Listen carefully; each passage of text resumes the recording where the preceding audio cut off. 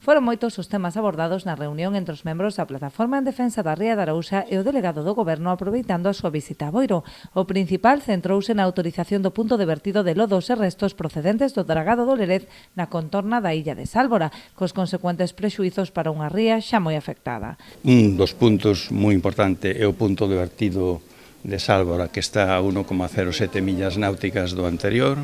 no canal de entrada do afloramento da Ría de Arousa.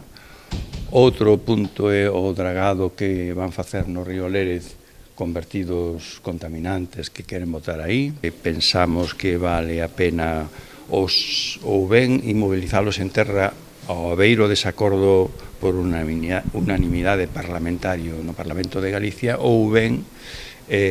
buscar unha ubicación en un punto que non este na boca de entrada da ría. Por exemplo, no caso do sector do mar,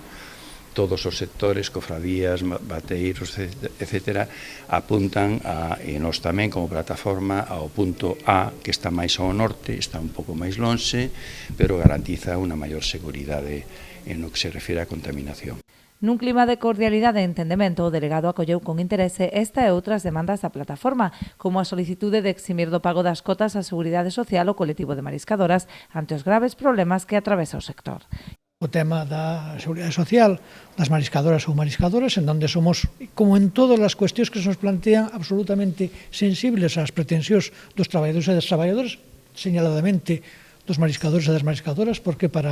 son esa figura de traballo que fundamentalmente Galicia conoce, Galicia desenrola e probablemente no resto de España non sexan tan conocidas, pero que para Galicia é fundamental para garantir a súa riqueza social, a súa riqueza económica e, sobre todo, a súa riqueza productiva. Por último, analizouse tamén a modificación do regulamento de costas, así como a necesidade de incrementar as taxas arancelarias ao marisco foráneo para evitar a competencia desleal.